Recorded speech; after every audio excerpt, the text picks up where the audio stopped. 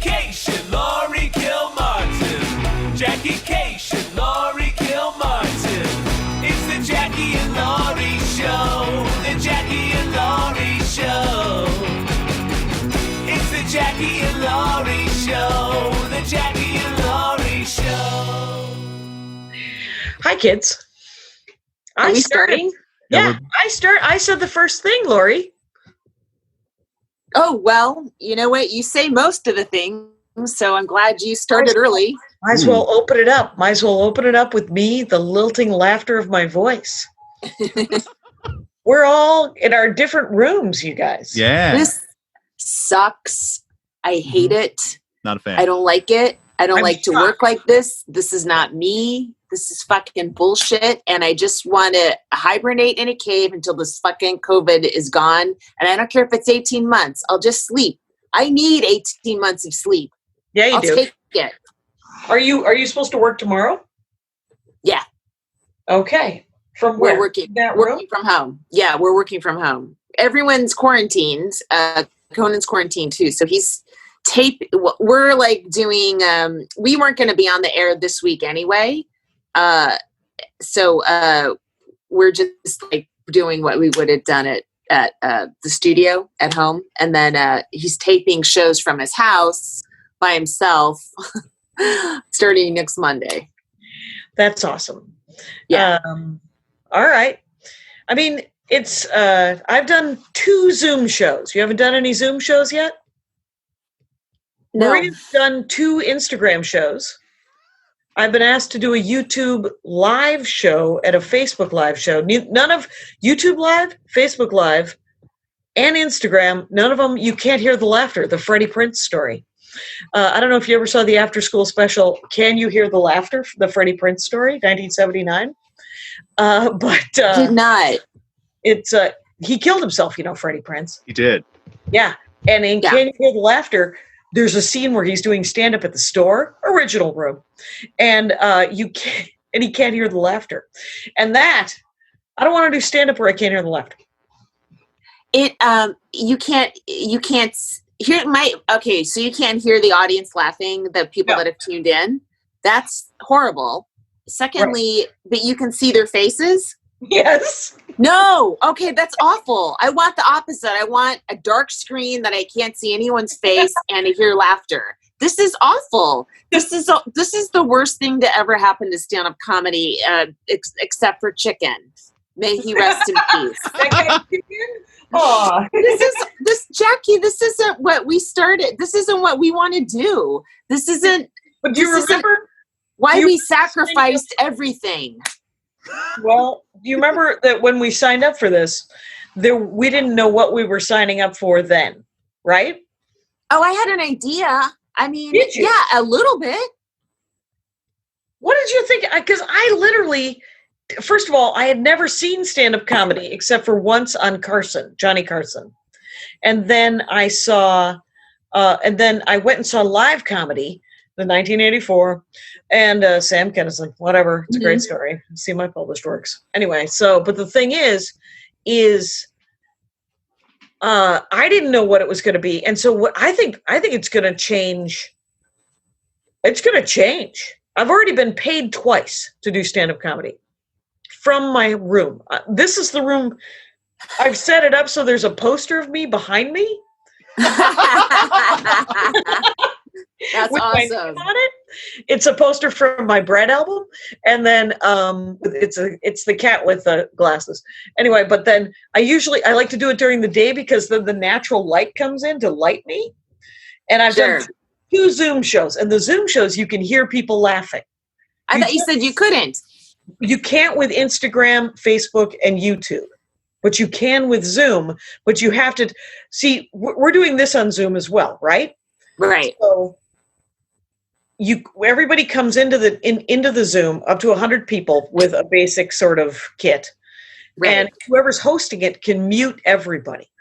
So when we started it, I started everybody on mute, and I said, you guys, if you're doing the dishes, if you're not going to be if you're just going to be listening, but puttering about, turn your screen off, turn your microphone off, so I don't have to hear your dogs barking. I need to hear the rest. Oh my God, Jackie! No, this isn't stand up. This is a fucking disaster.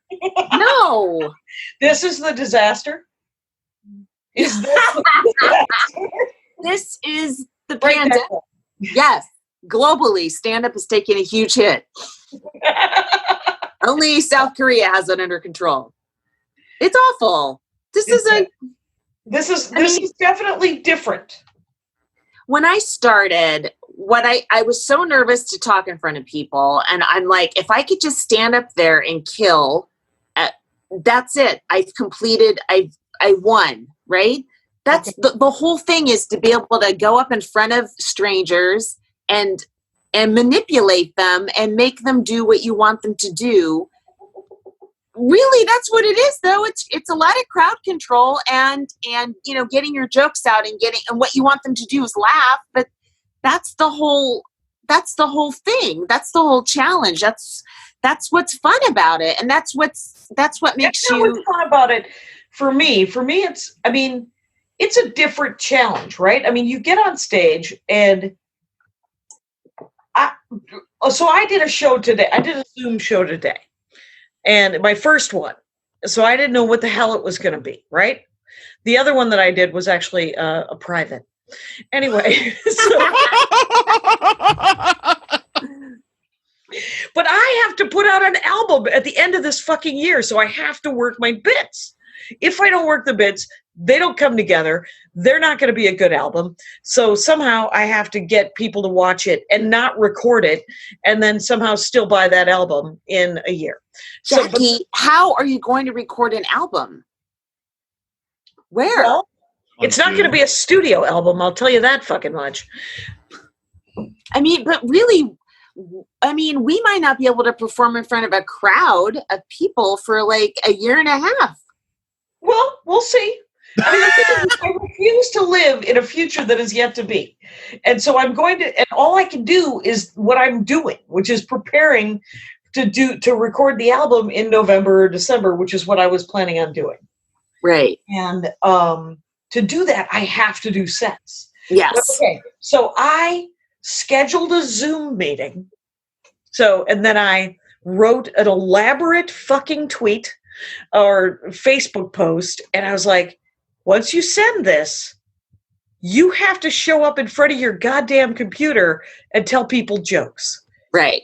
I was I gave myself 2 hours to have a panic attack, and then not a panic attack, and then a panic attack. And so, and that's exactly what happened. Andy was like, what is going on?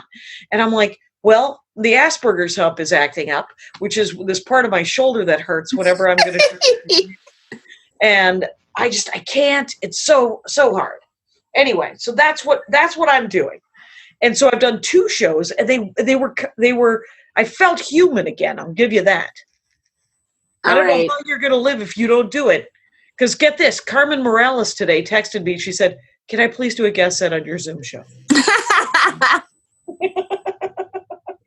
Because we're monsters. We need the stage time. I need the stage time. I don't know anybody who needs the stage time more than fucking you. Well, for me, yeah, I know. I mean, I can't wrap my head around it just yet. You know, fair enough.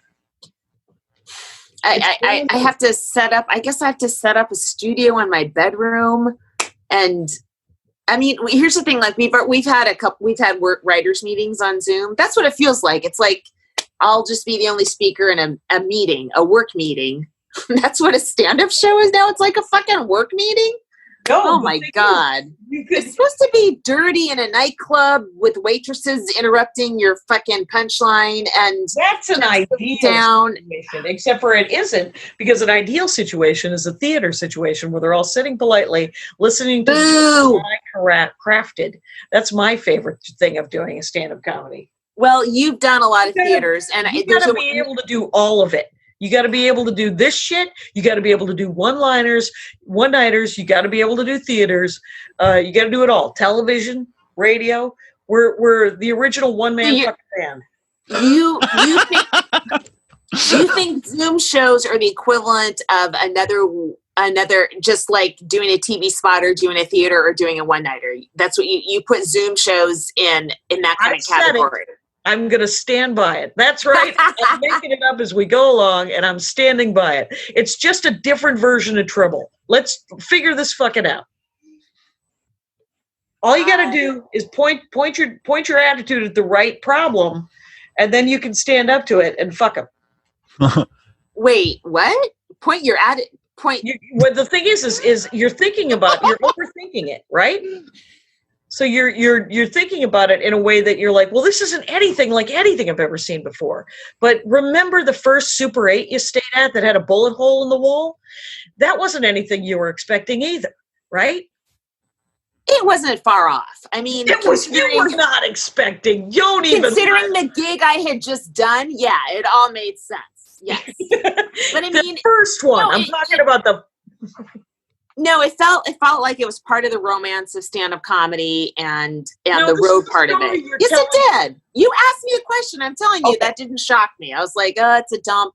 I'm staying in a dump. And the first 2 years, you're excited to stay in dumps, right? So I wasn't from a dump, so it was like... excited. I grew up in a dump. I don't ever want to stay in a dump again. Okay, so now we're talking about our childhoods. Okay. My first memory, I was sitting on a pile of dirty laundry in an attic. So that's not a positive experience. That's what... Wow, you had an attic. Okay, Jackie. In Sioux Falls, South Dakota was like. That was a Muller gig for me. Like, part of me is like, if this is stand-up, then I guess I'm done. Honestly, I would love to see that, Laurie Kilmartin. This isn't what I want. You know? You just throw down. Don't feel like you gotta. It's just a different gig, man. That's all it is. How many gigs have you done where you've had to go, all right, this is a different crowd. I got to learn how to play this crowd. How many, Yeah. It's like that. So it's a pain in your ass. I'm not saying it isn't. And it's hard to change. We've been doing the same fucking kind of thing. And we've gone through so many different changes of the work. The work itself has changed. And the opportunities we've gotten because of it, most of it for the better, right? Like you get to do TV, you get to do a good room, you get a decent hotel, this type of thing. And it feels like a weird step back. But what if it isn't? What if it's a lateral move? What if it's just a sidestep instead of a step back? No, you're alluding to too many dance moves, and I don't believe them. With Zoom, you can see everybody's face, right? You can mock people so much easier. The crowd work. Just think of the crowd work, Kilmartin. Ugh, no, it's that's not. You have a dog? Who has a dog in this audience? Well, what's your dog's name? Talk to me about. It's gonna be awesome. No. Don't just reject it out of hand. We'll see. I mean, Jackie, we might be in our homes here for like a fucking year. Well, we're certainly going to be here for 2 weeks. I've been here for 7 days. You just got home. You had a whole row to yourself on an airplane. That's the most room I've had in 2 weeks, is that row on the airplane. Honestly, that's the most privacy I've had. I mean, I have a family member living in the garage, and I said, hey, if you need to crash, worst case scenario. And the person said, okay. And then the quarantine, and then their ability to make money ended because they are a gig worker. So now, that's just, all right. So that's occupied, Right. So there went the garage. There's no space. So I have to make a studio next to my bed. Some sort of my God. You have a walk-in closet. I gotta evaluate what do I have to say am I funny anymore? Maybe I'm done. I've said what I want to say. Being a mother's fucking hard, being a daughter's fucking hard. How else can I spin it? It sucks. Maybe I have nothing else to say. Maybe I've said my piece and I can die peacefully of COVID-19. Write another book. Dig into Dave Barry's pocket. Start writing fun books about places you used to go. Oh my God, that's hilarious. You know that Dave Anthony and Greg Barron did the dollop in a walk-in in like a closet. That was Walking the Room they did that in. Walk in the Room. They did Walk in the Room for years in that closet because it had the best audio. Yep. That's nice. That's a podcast. That's not stand-up comedy. They didn't have a show in the closet. Right. That's because they didn't have an internet connection. Those guys, old school. It was pre-Zoom, man. That's what they're going to be saying. They're going to be saying, "Hey, did you do stand-up pre-Zoom?" Oh my God. Hey, do you want to do? Do we still have to do Max Fun Breaks? Yeah. It's early, but it's fun whatever. because there's no way for me to get a time code. So this is a whole new fun kind of nightmare. All right. Well, what does your timer say on your thing? It says 16:10. 16:10. Love it. All right. What do you think of that? I love it. Hello, this is Amy Mann, And I'm Ted Leo. and we have a podcast called The Art of Process. We've been lucky enough over the past year to talk to some of our friends and acquaintances from across the creative spectrum to find out how they actually work. And so I have to write material that makes sense and makes people laugh. I also have to think about what I'm saying to people. If I kick your ass, I'll make you famous. The fight to get LGBTQ representation in the show. We weirdly don't know as many musicians as you would expect. I really just became a political speechwriter by accident, of realizing that I have accidentally pulled my pants down. Listen and subscribe at MaximumFun.org or wherever you get your podcast. It's like if the guinea pig was complicit in helping the scientist. So what? So you've only been home for a couple of days, though, right? My last set was Sunday at the Stand, so like a week ago at 4:15. In the afternoon. See, you're already set up for Zoom.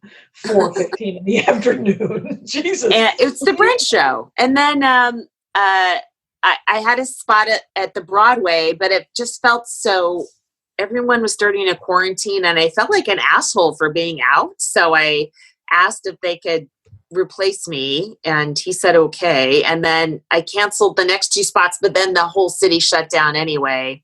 Yeah. So that was, you have no idea how much it hurt to cancel. Like it goes against my DNA. Like I probably should have not flown to New York that last weekend. I probably should have, I may have risked a little bit too much, but in terms of like maybe it's the epicenter. New York City's the epicenter of the coronavirus right now, So if you're there, it was Seattle. Pardon? 2 weeks ago, it was Seattle. Yeah, now so when you left, it wasn't the epicenter. It was close, and now it really is. And so, if I was still there, maybe I would be, maybe I could contract it. Maybe I have it now, and I don't have symptoms. Not that special. Fuck. None of us are. I think I'm more special than Rand Paul, and he doesn't have any symptoms, according to him. So I met my first person who had it the other night. I was at a Zoom party. Yeah, that's right. There's no way, by the way, to write names down, so I'm just going to have to tell you. It was Laura House's birthday. Yeah. A birthday party. So she was like, how about you guys just all come over to my house via Zoom.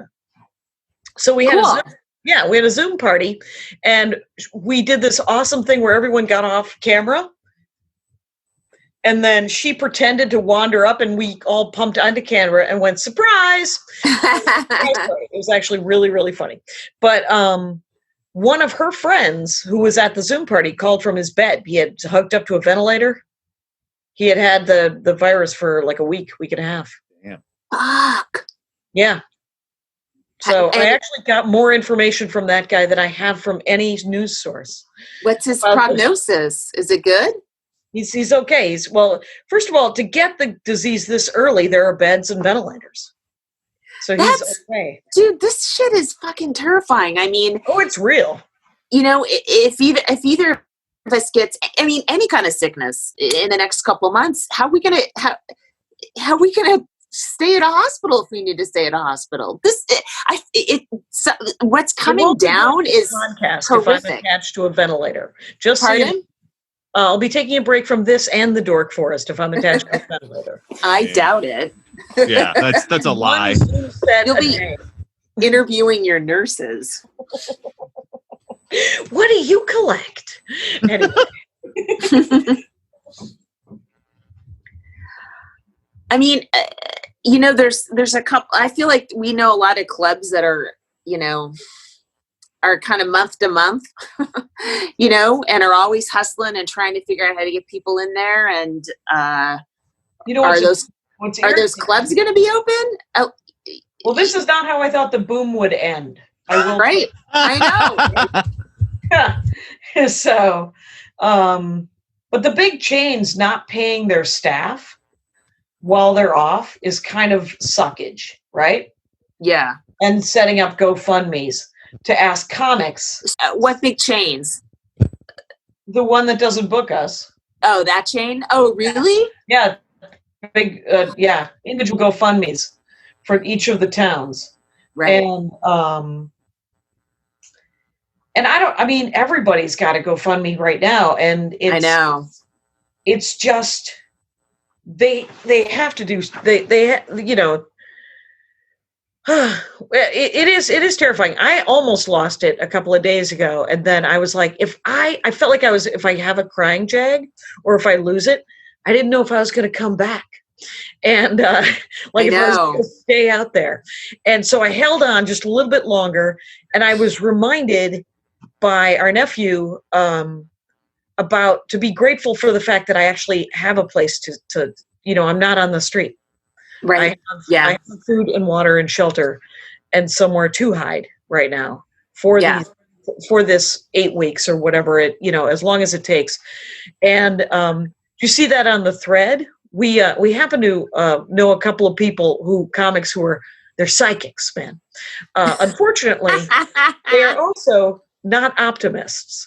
I wish my more optimistic comedian friends were psychics because they're like, do you want to know what's going to happen? And I'm like, well, if you knew it was going to happen, you would have sold on the stocks. But there's the whole thing about how, it's going to go back to normal a little bit. And then there's going to be a resurgence like there is, like if you look at China right now, all of their cases are coming from out of the country. They're having to quarantine people as they come in. They're testing them. They have enough tests to test each and every, and they're like, you have to stay 14 days. We'll see what the test says, but even if your test comes back negative, you got to stay 14 days and then you can go about your life. And so, it's very much, it's going to change society in a way, but we've been through other things like this historically. It's not like this is going to stay like this for fucking ever. Right. People definitely went to nightclubs after the Spanish flu, right? Right. It might have taken a couple of years to sort of get the fear out and sort of the social distancing. Because remember Woodrow Wilson's joke? My dad told me Woodrow Wilson's joke. No, I don't remember Woodrow Wilson's joke, Jack. Me neither. Here, let me fuck it up for you. There was a bird named Enza. A guy opened a window and in flew Enza. Oh my God. Yeah. Woodrow Wilson told a joke, you guys. Yeah.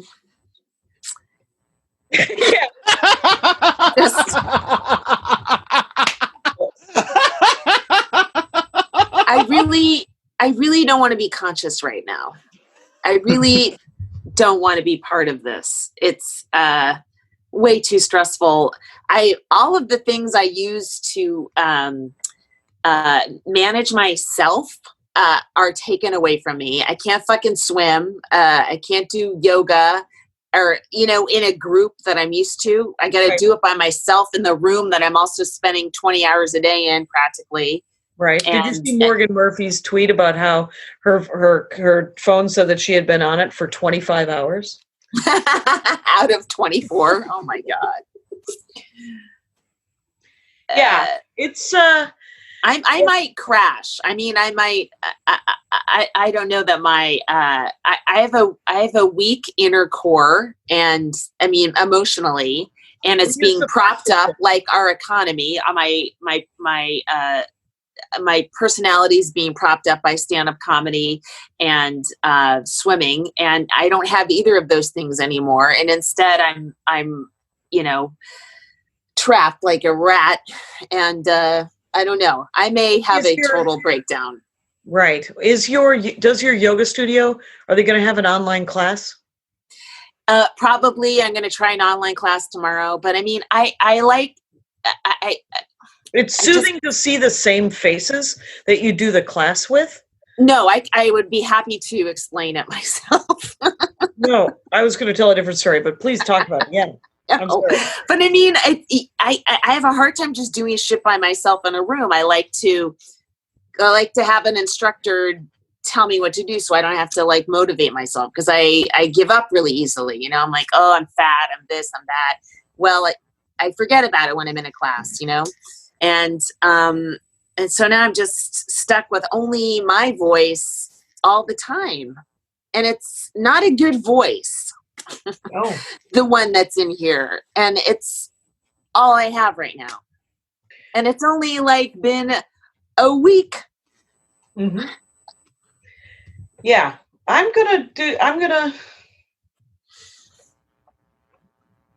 It's also very difficult to be sober right now, but I at least have online gatherings of people.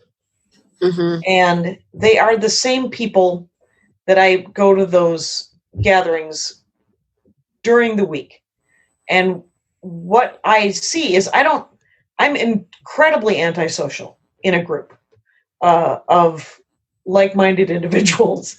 But there is something soothing about seeing those same faces. Yes. And so I would recommend trying to see if that class because you'll just be a relief. You're like, hey, there's that woman who vaguely irritates me. Or there's that one guy who is constantly riffing. And you're just like, oh, Christ. But there they are. Right. And there's something to that. The other thing I was thinking about doing, what do you guys think about this? Little comedy brunch. Little Zoom comedy brunch. Anybody? Super down. Super down for that? I mean, any activity that starts with the word Zoom is not exciting to me. What about Zumba? Right. What about what? Zumba. Right.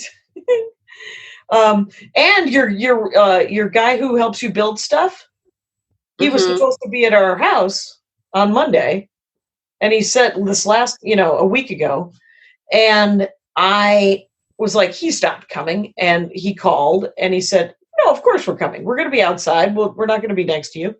And then an hour later, he said, none of my guys will come work with me. And so I was like, yeah, that's because they're not dum-dums. And several of those guys live with their elderly parents and expose themselves to such a thing. And what they're doing is they're just setting up my garden. I cannot get through to my garden center. Everybody, and I'm fucking sick of the end days jokes, man. Save your ironic dark shit for 2021, man. But the noted.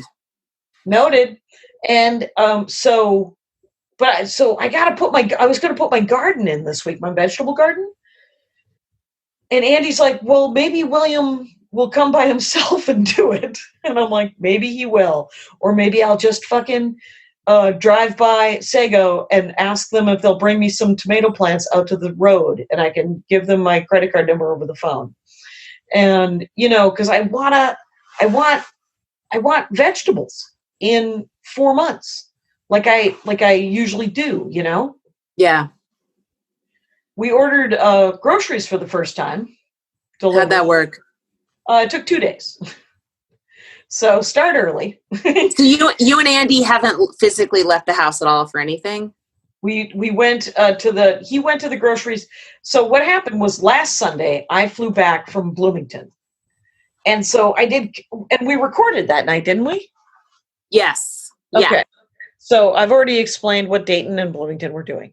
So he picks me up from the airport. I walk in the house. I drop all of my clothes into the washer. I take a bath. I brush my teeth. And then, and so that was the last time I was out of the house. He went to the grocery store and bought a bunch of food that day. The next day we left the house was, I believe, Friday, when we went to the secret Target by our house. Not that big of a secret. And not rolling with humanity, but it was almost impossible to stay 3 to 6 feet away from everyone. Right. So when we left, we were both a little twitchy. And so I got back from Target, stripped my clothes, went into the bath. But Andy's run, he's jogged 25 miles already this month. That's insane. Because he doesn't jog. I mean, he jogs. He usually jogs like maybe 4 miles a week or maybe 6 miles a week. But it's nothing like what he's been jogging. Just to try to get his he's got endorphins or whatever the fuck. I exercise. Pheromones. That would make him pretty horny, Jackie. I mean, maybe you want that. We can only hope. But I see why people in jail exercise. Like there's nothing to fucking do. I walked around the block today, Laurie Martin. That's right. I'm trying to get 10,000 steps in a day. So I have to maybe make a routine or something, but I've been getting up and walking for like an hour and then starting whatever my day was. I moved my rowing machine that was hidden under, in the back of whatever. I moved it to the front porch and I chained it to the porch and locked it. Yeah. So I don't think anyone would steal it, but who knows? And so I was rowing on the porch this morning. That was kind of cool. It wasn't terrible. But again, it's like I still have this head talking to me the whole time. Yeah. It's a terrible neighborhood. Your brain. It is. And it is. And I was going to take another walk tonight. It's raining pretty hard, and maybe I'll just walk in the rain. I don't care. Why not? Just do a couple of laps outside and try not to get a cold, because then you'll just think, "Oh, I've got the thing." Yes, I know. I've constantly worried that I had it. Right. Hey, let's do comic of the week, you guys. We're at 32. Okay. And it was going to be Thea, right? That's right. Thea Lex. I for a second I thought, wait, did we looked at 2 others that we didn't? We're like, oh wait, those are sketch actors. Never mind. And then you said Thea, and I thought we'd already done Thea, but no, we haven't. We had 2, but I don't think we have. And if we have, he joins a small group like Jenny Zagrino. The group of some people have done twice, but I don't think we have done Thea. She's really funny. She runs that Geeky Teas thing. And Geeky Teas, by the way, they sent out a blast email saying that if you bought a board game from them, someone would deliver it to your porch in cosplay. Interesting. Yeah, good for them, Geeky Teas, trying to stay open. Yeah. Jackie, I've been buying things left and right. I've been buying books at independent bookstores, just there's like lists of independent bookstores you can find. And there's a coffee shop like maybe a mile and a half from here. I've been walking to in the morning. You have to, you fill out an order online, and then they hand it's like touchless service where they hand you your latte, and everyone's, there's like 3 people, but everyone's like 10 feet apart from each other. And then you grab your latte and go. And I mean, I feel like this obligation to buy shit from, anyone that's open, because I still have a job and they're trying to stay open. Right. Well, that's true. Andy went out and he picked up 2 takeouts. He went to a local chicken place and got chicken the first day. And then he went to an Armenian place called Hake's Cakes. Comic Mary Basmajian told me about it. And it was delicious. We're still eating. He got like a thing of lavash, a pile of pilaf that we're still eating off, some lulu kebab, which is ground chicken meatballs, and then a tray of dolmades. And she threw in, though, a loaf of this sweetbread that I was like, the hell is this? It took us several days to figure out what it was. I remember it from church. It turns out Slovenian version of kata is nothing like the actual version of kata. So I don't know what kata is either. It is a vaguely sweet bread, but it's not too sweet, and it's flaky, and oh my God, it's so freaking delicious and just amazing. And weirdly enough, we found 3 boxes of Girl Scout cookies in our freezer.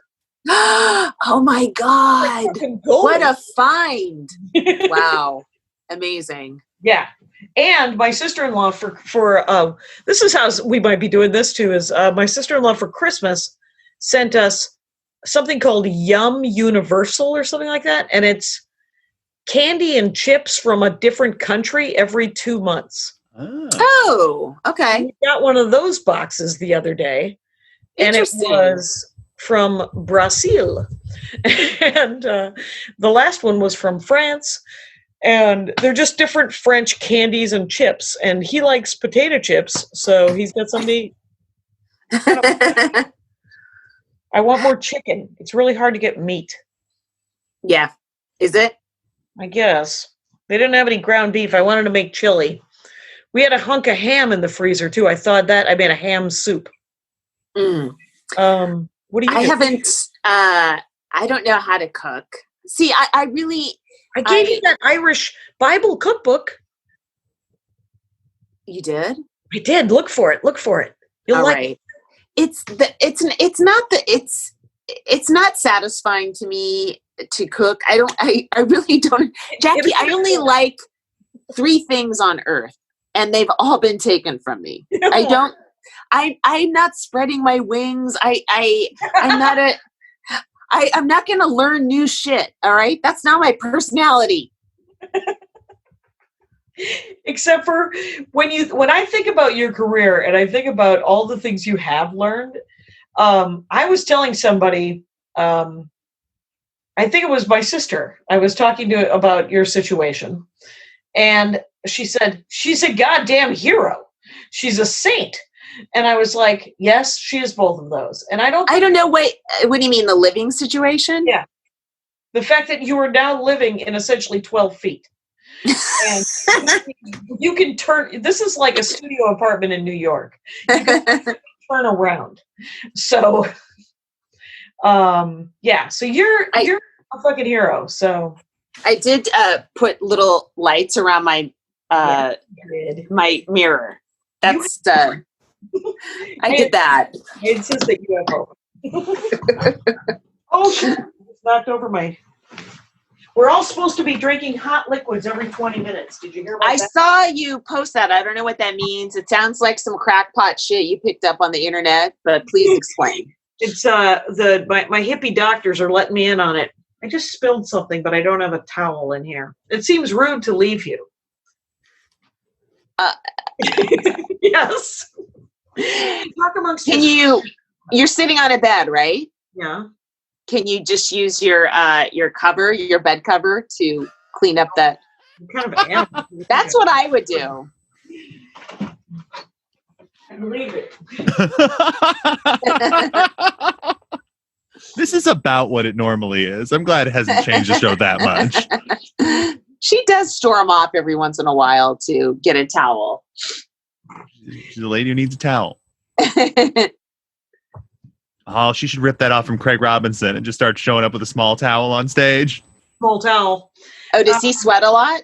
I don't know. He just always has a towel. And I think it's a good look. Huh. Not a lot of people can carry it. Jackie, I was thinking, one of the best shows I've had, this year was a Saturday night for a show at Acme. Oh, yeah. And I was just thinking, is that my last kill? Was that my last kill and I didn't know it? I mean, I have it recorded. I could listen to it when I'm, in my 80s. But Oh my God. Because here's the thing, like I've always like since the aneurysm, I've been thinking this could be taken away from me in a second, right? For health reasons.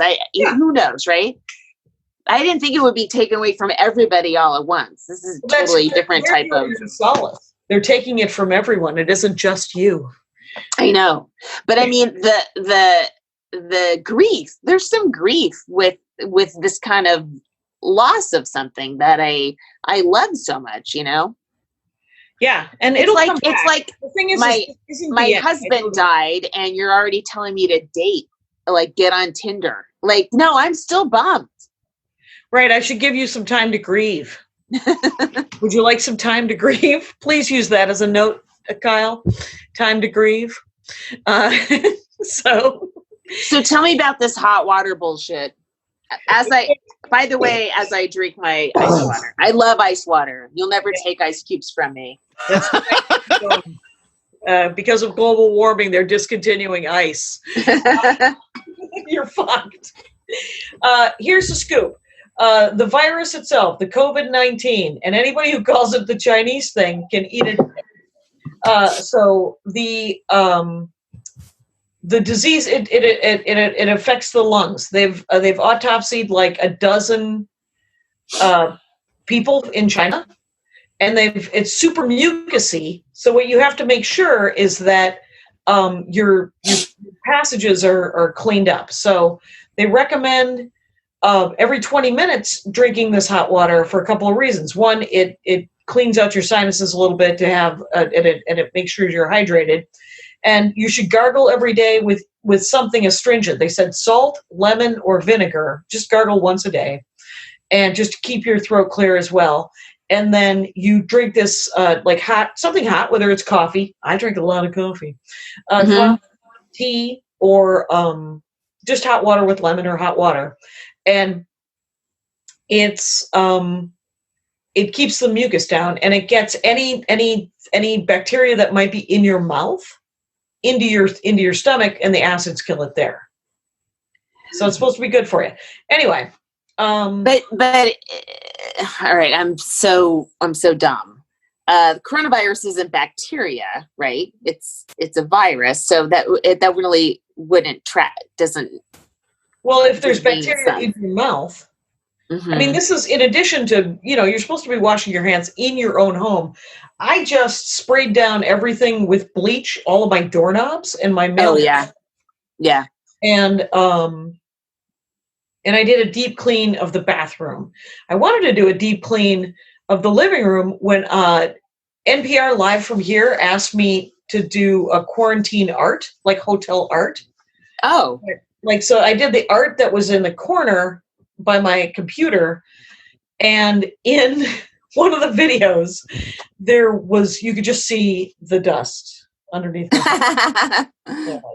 Fuck. Oh, I'm watching more television. Hey, thank God. Finally getting to see, but I'm not watching anything good. Nothing anybody else wants to ever watch. Are you watching Outlander? Nope. I tried to watch it. I also tried to read it. It didn't take. But it does look very beautiful. I swear it's right up your alley. I know one would think so. But what I am watching is something called Miss Fisher's Horrible Mysteries or something like that. It's Australian. It's on 2 seasons are free on Amazon Prime. And it's set in 1920 Melbourne. And it's this woman lady detective. And so it is awesome. It could not be, first of all, it's shot like it's a play, Miss Fisher's Horrible Mysteries or whatever it's called. And it's shot it has that vibe. The costumes are gorgeous. I just got, my nephew's girlfriend just texted me and said, hey, have you ever seen this Miss Maisel? And I'm like, hey, guess what the last thing I want to do is watch someone else get to do stand-up comedy. Oh my God, exactly. Please. Right? And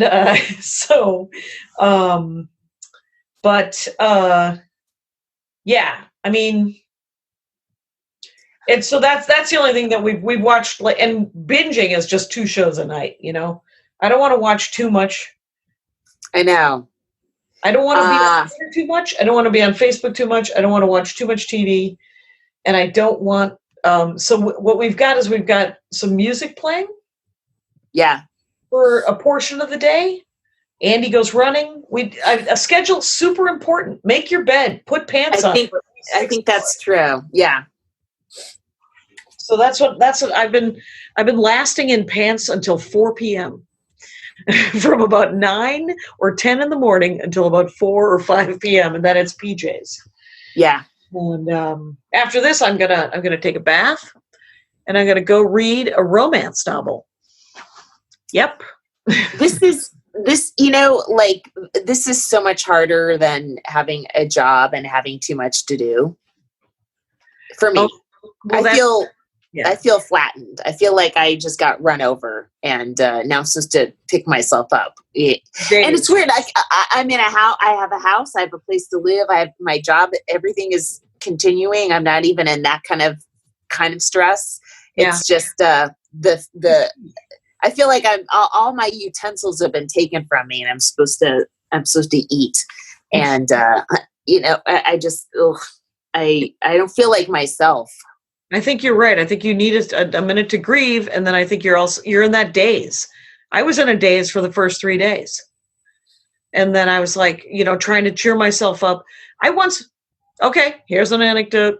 Oh wait, let's do another Max Funberg. Hi, I'm Biz. And I'm Teresa. And we host One Bad Mother, a comedy podcast about parenting.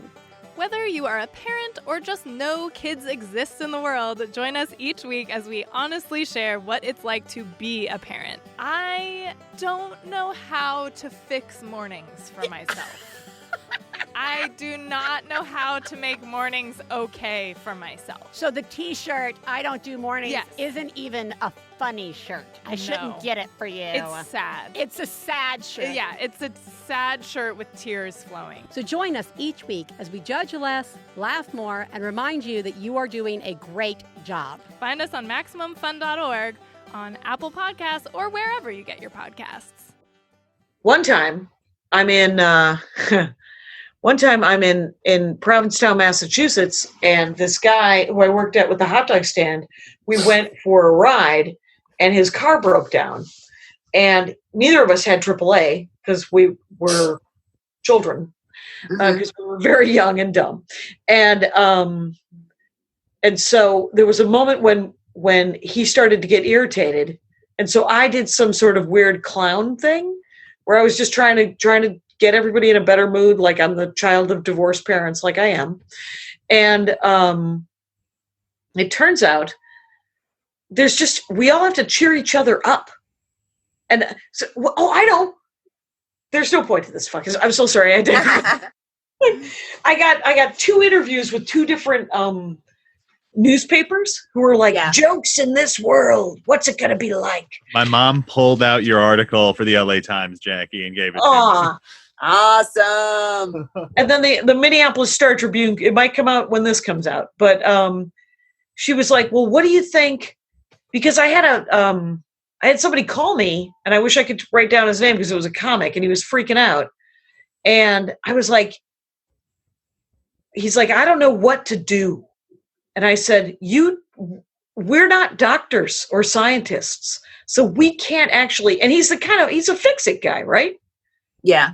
You're a fix-it person. You want to fix things.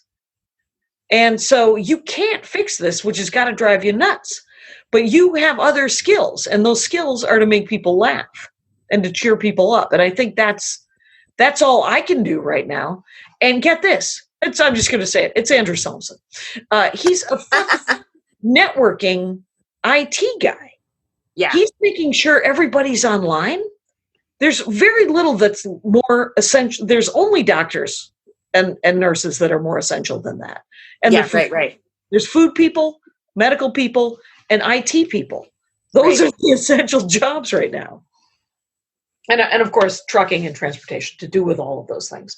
But I was like, I can only do the thing that might help, that is my job, which is to sort of be a fucking clown, I guess. I don't know.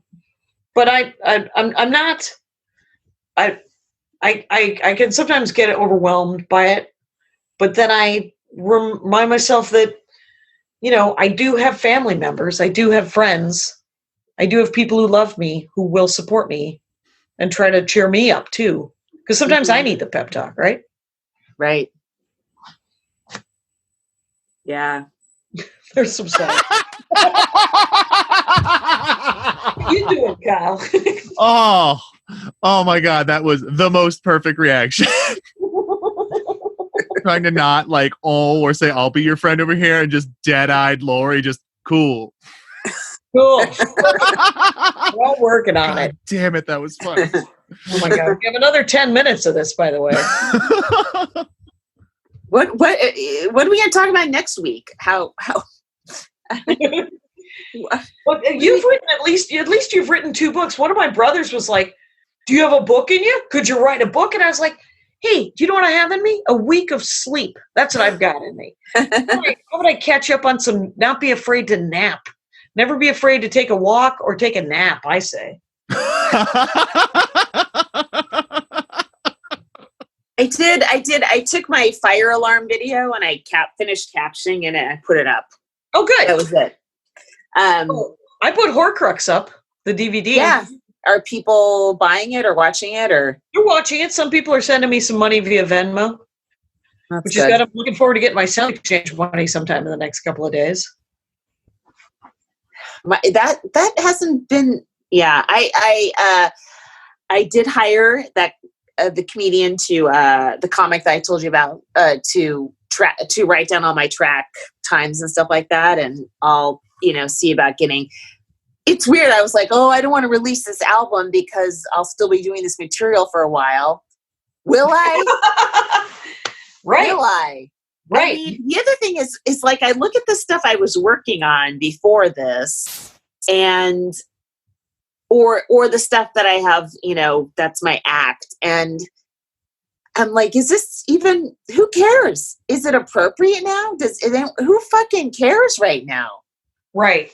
We're about to drown in a tsunami. I'm going to complain that I have custody of my child. Who fucking cares? Write that down. I'd like. How can I keep doing that joke or any joke? I mean, no, I just mean like from here on out, is the worldview going to be so different that the stuff that I spent, many years honing, does it even matter anymore? Well, maybe it will, it'll be fine. I don't know. I think people will definitely want to hear that album now, for sure. Yeah. And what I do think, that's an interesting question though. Think about in the 30s. Yeah. When it was so desperate times everywhere around the world. And the comedy that came out of that was so interesting, and it changed, but it wasn't like, I guess it was really silly. Like, do you mean like screwball comedy? And I can't remember. Was Buster Keaton the late 20s or early 30s? It was the 20s that was all screwball comedy and all physical comedy. The 30s was all sort of that His Girl Friday. More that was kind of screwball though, wasn't it? Well, it was fast talking. I watched His Girl Friday and Some Like It Hot the other day, and while I'm watching these 2 movies, Andy said to me, "These are romantic comedies."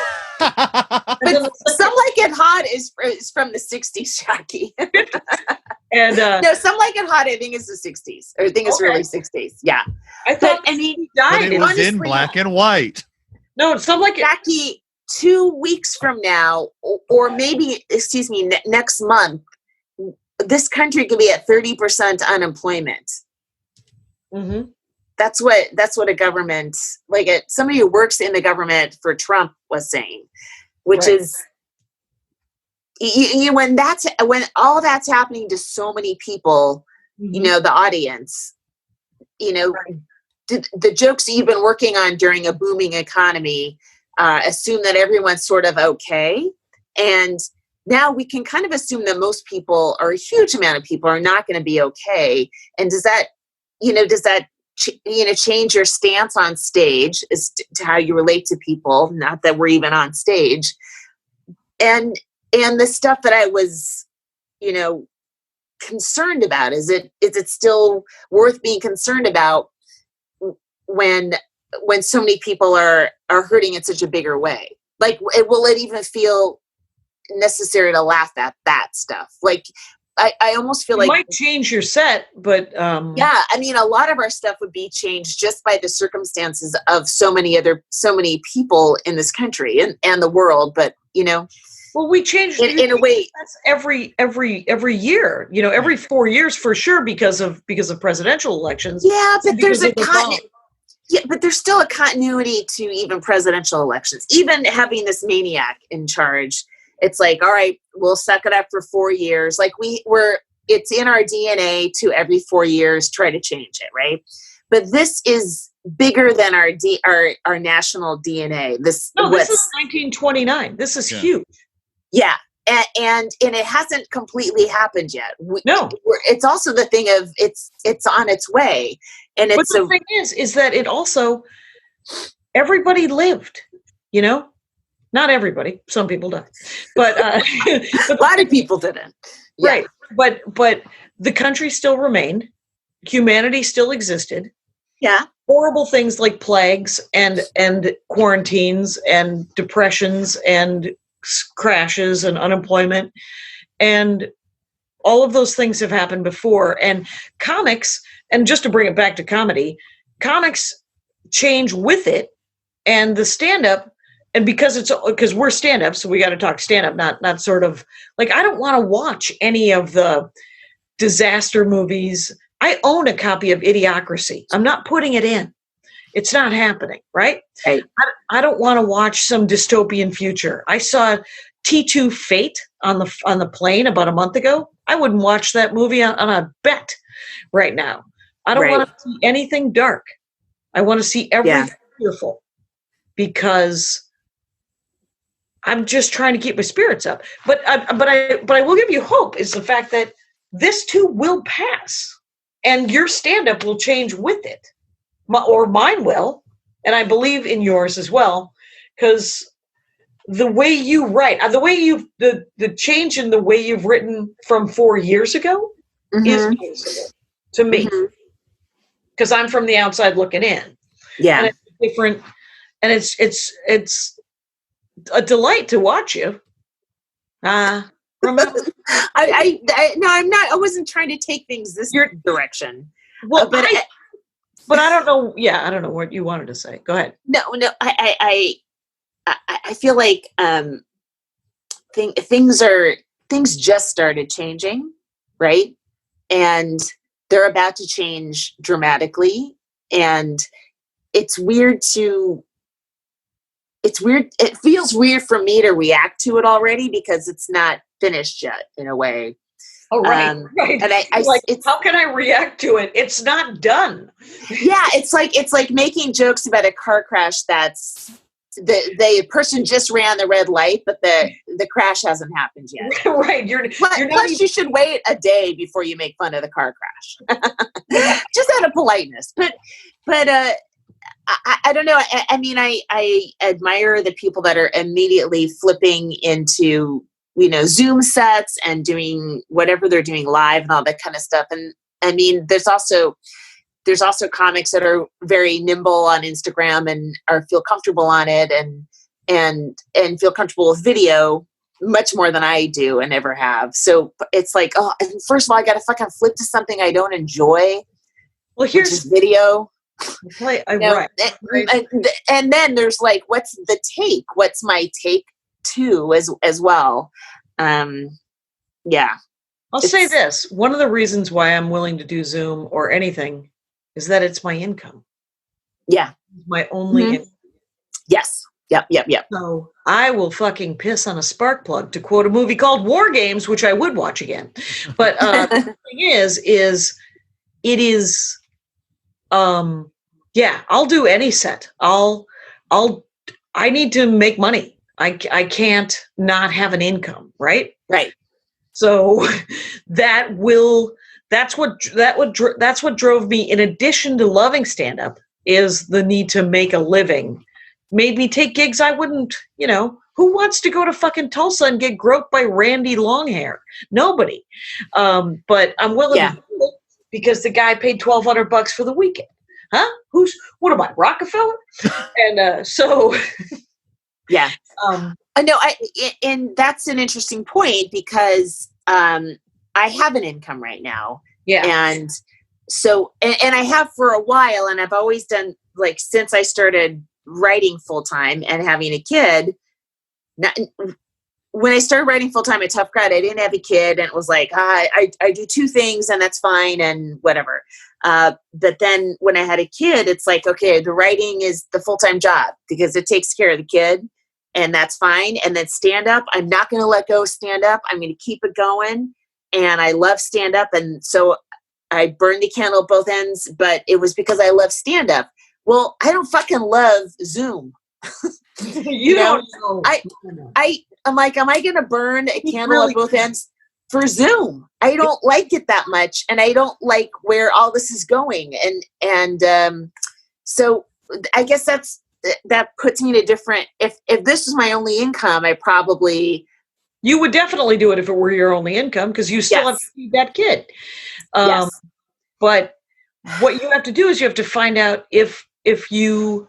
I mean, I think you're still in the processing of it. You just said it yourself, you know?